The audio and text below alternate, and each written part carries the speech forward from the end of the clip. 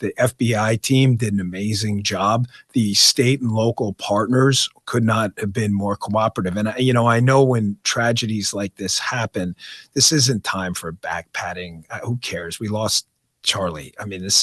But I do want you to know, as taxpayers and citizens, you pay for the FBI, you pay for your Utah DPS and other entities out there, that there's been none of this kind of internal fighting that may have happened in the past. Our ERT, our evidence response team, Megyn, that was a massive crime scene, hundreds of people, articles of, there were, I don't, listen, I can't get emotional about this. You have to just process information. But I was there on the crime scene, and we spent a couple of days there, both the director and I. And when you go in the room where they had put the school bags and one of the things that really hit me, there's a room where all of the personal articles that were left behind at the scene, which were significant, were being stored on the campus. And, when you're processing all this and it hits you, weird things. You think about the weirdest of things, and I couldn't believe how many water bottles. Everybody had one of those water bottles. I don't know what they're called. The kids have these fancy water bottles, and they were everywhere in the room. And there was baby carriages and things like that. And our evidence response team responded and immediately had this crime scene ready to go. And we had an agent there in 16 minutes from the time Charlie was shot. And thanks to the incredible work of the state and local partners as well, they were able to process this crime scene and accumulate an unbelievable amount of forensic evidence. When you walk the crime scene, there is little they did not think of. When I was up there on the roof. Do we have any idea why the roof wasn't covered by security? I don't, Megyn, and as someone in the security space, it's fairly easy for me to Monday morning quarterback anyone. I have done events with Charlie, quite a few, as a matter of fact, and I've always found his security team to be very professional. I, did a Turning Point event where I joked one time that they had better magnetometers than I saw in the Secret Service. Why in this case was the roof uncovered? I can't say. I think in the future, at political events, regardless of who's speaking, I think there's going to be a significant change in security posture going forward. Mm-hmm. Back on the subject of the defendant and his boyfriend, the boyfriend Twiggs, is he still cooperating? As of this point, the family and friends, we have a good number of people, including the romantic partner, who have been cooperating and continue to. That could change. Of course, we hope it doesn't. It's very beneficial to have these folks cooperating. It's of note that pursuant to the press conference where we put out the photo of the suspect at the time and the video. And the reason we put out the video, I'll answer your question, but this is important too. There's a tie-in here. The reason we decided, and there's a lot of second guessing going on, and that's important. Listen, this is a taxpayer funded operation, the FBI. It's not a private company. You have every right to question everything. You pay for it. But we have an explanation for nothing we did was by accident. When we held that press conference that night, the reason we had the governor and everyone put out that video is we wanted to anchor the new photos we had released and we're going to put out in front of a national primetime audience. We wanted to anchor it to the video so you understood why we were looking for this particular suspect. Now, to get back to your question about cooperation, pursuant to that, it was just a short time after, thankfully, due to the work of all the partners involved in this, there were members of the suspect circle that recognized him and agreed, and he went and they turned himself in. Yeah, Cash said this morning his dad recognized him. Yeah, and that was due to the work of these folks. And again, this is no time for dopey, silly, victory laps. None of that stuff matters. This is a serious crime that's had repercussions and will have repercussions moving forward that are going to be very dramatic for political dialogue in the country.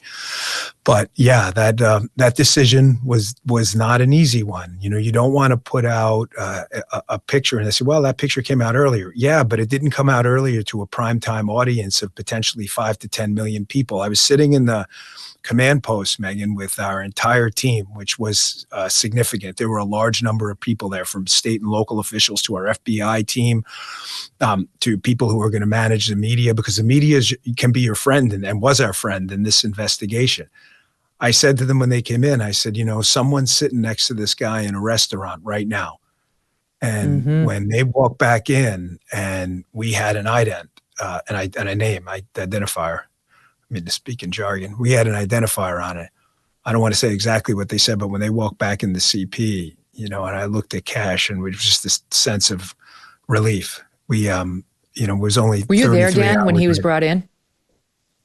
No, he was brought in it was about, forgive me if I'm not exactly correct, but it was about 3 hours from where we were in Orem and that whole Provo area. It was a different place down near St. George. So he was brought in there. So we had to transport him back. We just wanted to be sure. Obviously, Megyn, as you well know, we didn't care where as long as it was a law enforcement facility and we could appropriately take a suspect at the time into custody, we were not particularly concerned where. We just wanted. And now I got to ask you this, and you know why, but is he being watched so that there can be no suicide?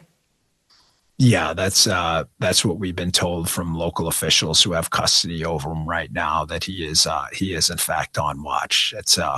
That is obviously going to remain a concern. Did he buy this gun legally? I don't want to say right now how he acquired the gun, but I will say there was some significant concerns expressed by the suspect in the case about the gun and retrieving the gun. The reason I bring this up is, again, I'm here with you in every effort to share what we can appropriately share so that information vacuums aren't filled.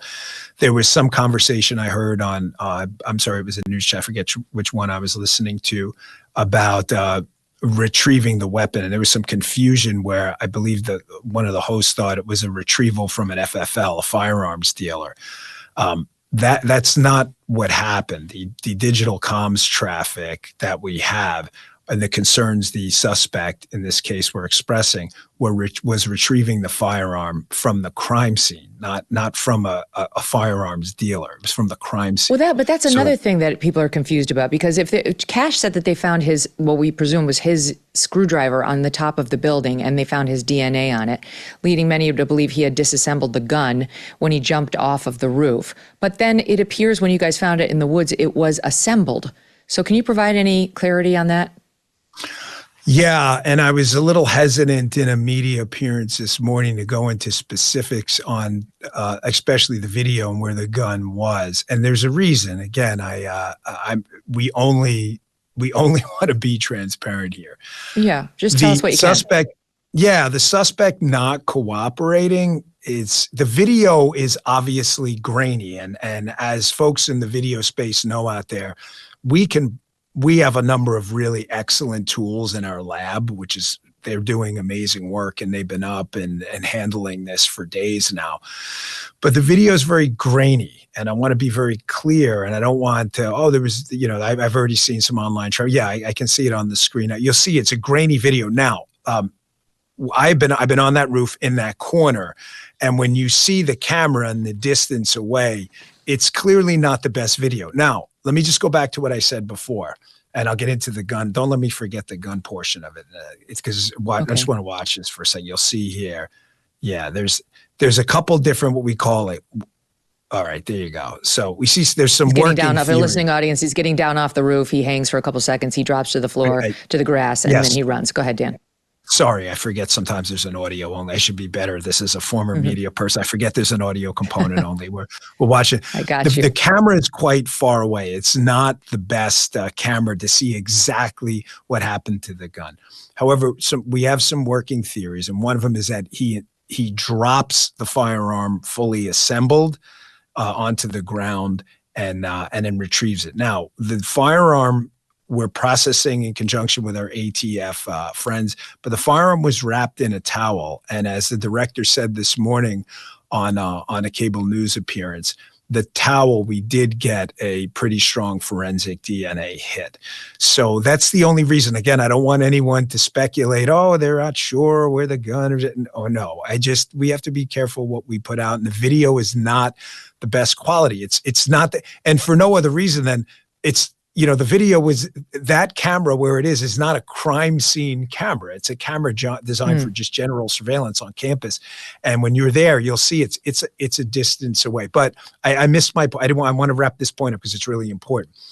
You may fairly enough as taxpaying citizens again say, well, during the presser, why release grainy video? Because that is the crime scene there. That's where we have evidence of a suspect who shot from that location. We have a suspect who appears to be on camera there fleeing the location. And we wanted to anchor that. This is really important to the photos we were releasing. What we didn't want is we release a photo and people say, well, why? Why that particular photo? We thought the video, how the quality is okay, but not, the pixels are not great. We wanted to be sure we could anchor it to here's why this particular suspect is of interest to us right now. When inflation jumps, when you hear the national debt is over $37 trillion, do you ever think maybe now would be a good time to buy some gold? Well, you'd be right. Whether as a hedge against inflation, peace of mind during global instability, or just for sensible diversification, Birch Gold Group believes every American should own physical gold. And so they created something special. Until September 30th, if you're a first-time gold buyer, Birch Gold is offering a rebate of up to $10,000 in free metals on qualifying purchases. To claim eligibility and start the process, request an info kit right now. Just text MK to 989898. Plus, Birch Gold can help you roll an existing IRA or 401k into an IRA in gold, and you're still eligible for a rebate in free metals of up to $10,000. So make right now your first time to buy gold and take advantage of a rebate up to $10,000 when you buy before September 30th. Text MK to the number 989898 to claim your eligibility and get your free info kit. Thanks so much for watching. If you like what you just saw, hit the subscribe button for more clips and full episodes.